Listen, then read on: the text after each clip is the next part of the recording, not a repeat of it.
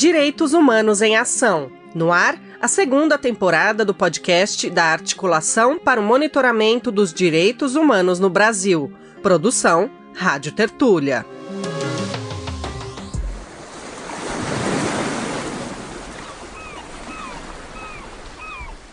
Florianópolis, cidade turística e capital de Santa Catarina, é divulgada na mídia pelas suas praias e paisagens naturais, pela boa qualidade de vida e de renda mensal de mais de 4 salários mínimos, segundo o IBGE. Mas essa não parece ser a mesma cidade em que vivem os moradores do Morro do Mocotó, comunidade na região central de Floripa. Ao vivo ao Morro do Mocotó, movimento muito intenso desde as primeiras horas do dia, operação da Polícia Militar lá. Oswaldo Sagaz vai atualizar informações neste momento. Vejo que o Instituto Geral de Perícias também está por aí, Sagaz. Isso, Polito, além de 2 viaturas da Delegacia de Homicídios, pelo menos 4 viaturas da Polícia Militar e o Rabecão para o recolhimento do corpo de um jovem de 17 anos que foi morto nesta manhã em combate aí numa ação da Polícia Militar. A população desse território sofre com a constante presença de policiais militares através do Batalhão de Operações Especiais, o BOP, da Cavalaria e de outras unidades da PM de Santa Catarina. Existe muita intervenção, muita violência da parte policial. É muito complicado, tem xingamento, uma parte bem ruim, bem crítica. Fernanda e a família dela moram há quase 50 anos no Morro do Mocotó. O nome de Fernanda é fictício, porque o medo da violência é um sentimento presente na vida desses moradores. Para mim, conviver é muito complicado, porque a gente vive com medo, né? E sofre represália por mais que faça denúncia. E o Ministério Público, na verdade, nunca tem uma posição correta e sempre fala que é uma área de risco. Eu sou Anelise Moreira, repórter, e te levo para Santa Catarina para conhecer uma das mais recentes e emblemáticas violações de direitos humanos do Estado. Para apurar as informações para esse episódio, um dos meus desafios foi ouvir os moradores da comunidade que perderam filhos, primos, tios mortos por forças policiais.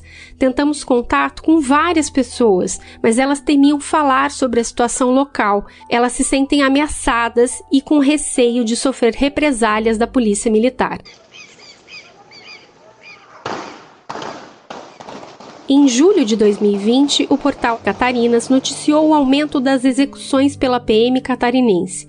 Segundo o levantamento do portal, a PM matou 85% a mais de pessoas durante o isolamento social no auge da pandemia de Covid-19. O alvo, jovens negros de bairros periféricos.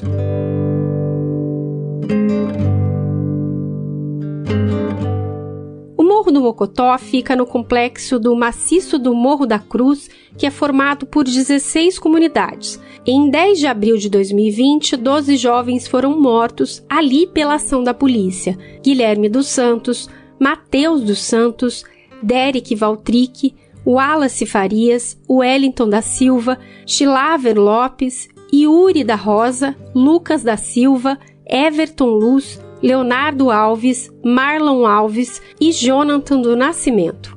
O mais velho tinha 24 anos e o mais novo, 15.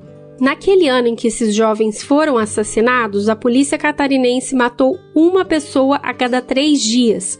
Um desses jovens mortos no Mocotó era parente de Fernanda. Eu perdi um parente faz 3 anos. Pela violência policial. É uma coisa bem ruim, porque a família fica sobre aquela situação e a família não tem assistência nenhuma sobre, né? E o processo familiar, ele é muito ruim, que tu fica com aquele sentimento sempre de perda, de saudade, porque tu não tem como em festas, no caso, datas comemorativas, do lembrar daquela pessoa, né, que faleceu pela mão da polícia.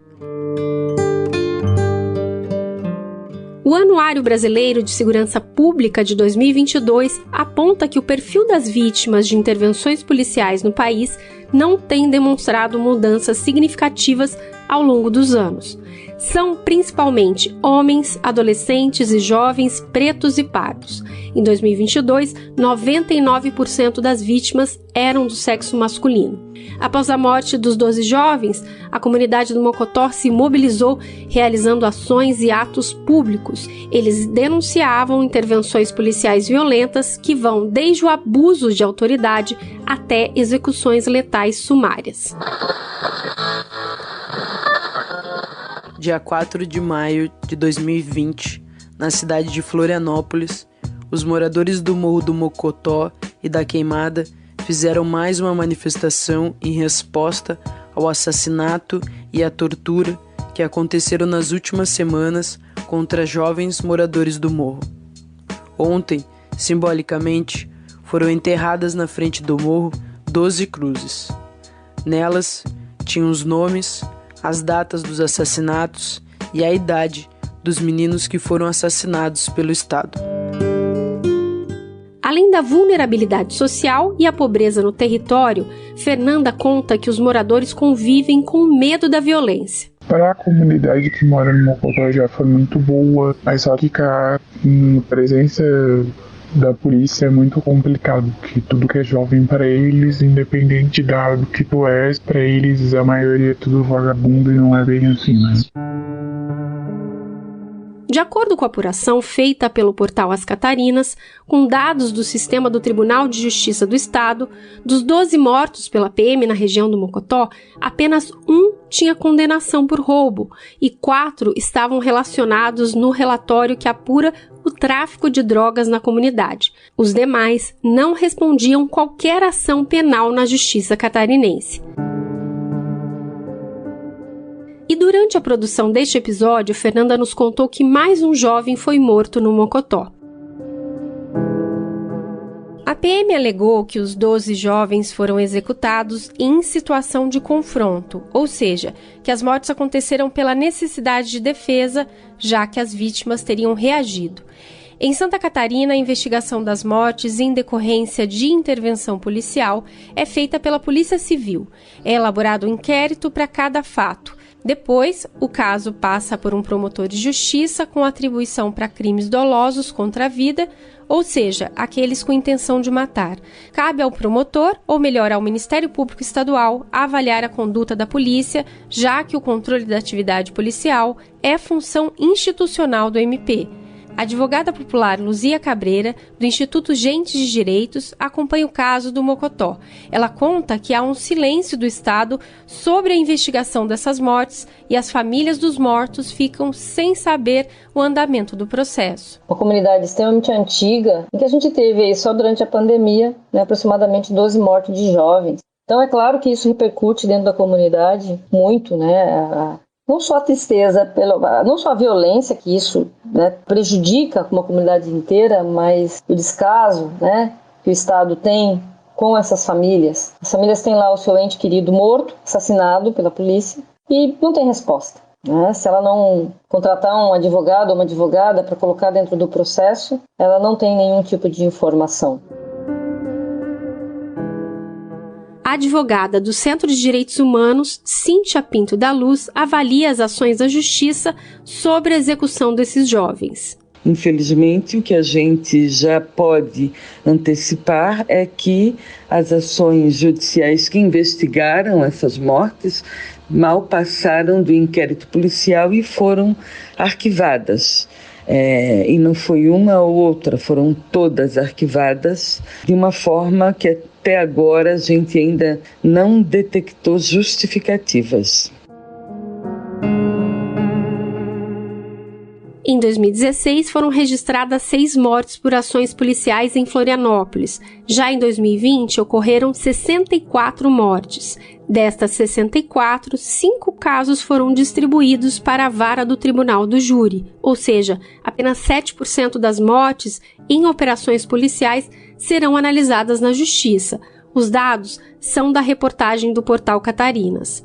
Segundo a advogada Cíntia Luz, em breve será divulgado um relatório sobre o caso elaborado pelo Centro de Direitos Humanos, que aguarda uma reunião com o Ministério Público. Estamos preparando um relatório bastante detalhado sobre o assunto e mostrando ali em cada um desses inquéritos que foram arquivados com a concordância do Ministério Público em todos eles, se isso de fato estava de acordo com as provas e as situações que apareceram nos autos do processo ou não.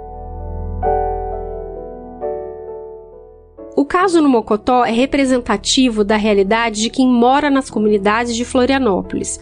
A morte é uma forma mais grave de violência contra essas famílias periféricas, mas a advogada Luzia Cabreira ressalta outras violações cotidianas. A gente teve casos de a polícia subir, a moradora não conseguir se locomover, ser xingada, ser humilhada. A gente teve casos de tapa na cara, em outras comunidades. Isso assim, num contexto que outras violências já estão ocorrendo ali dentro, invasão das casas, tirando criança da cama de madrugada, revistando casas, sem nenhum motivo plausível, sem nenhum documento, sem nenhuma ordem, sem nenhum mandado.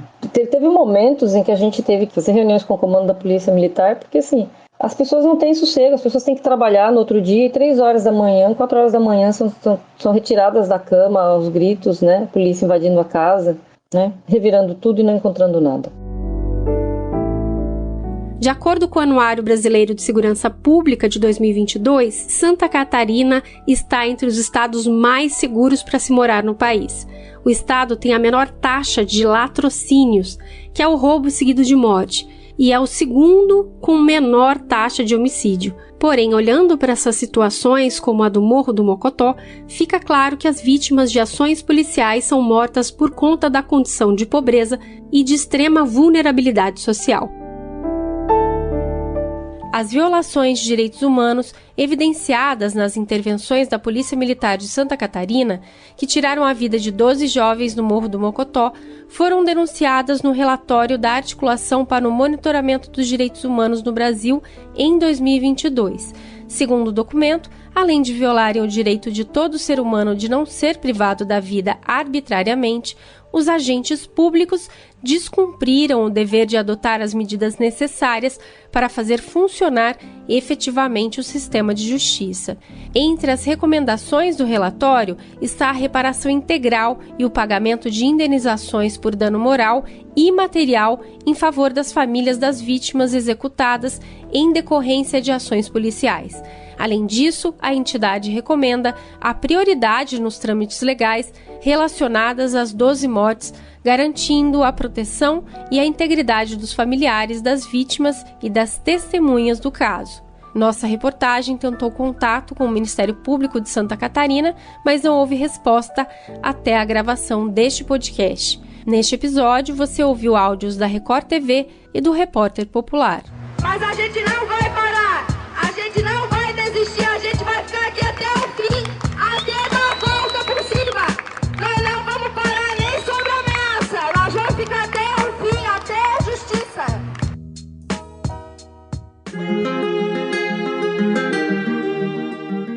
Direitos Humanos em Ação. Este podcast, assim como todo o restante do projeto DH em Ação, é uma iniciativa da Articulação para o Monitoramento dos Direitos Humanos no Brasil. A coordenação é realizada pelo Movimento Nacional de Direitos Humanos, pelo Processo de Articulação e Diálogo para a Cooperação Internacional e pelo Fórum Ecumênico ACT Brasil. Esta segunda temporada do podcast tem 6 episódios e produção da Rádio Tertúlia.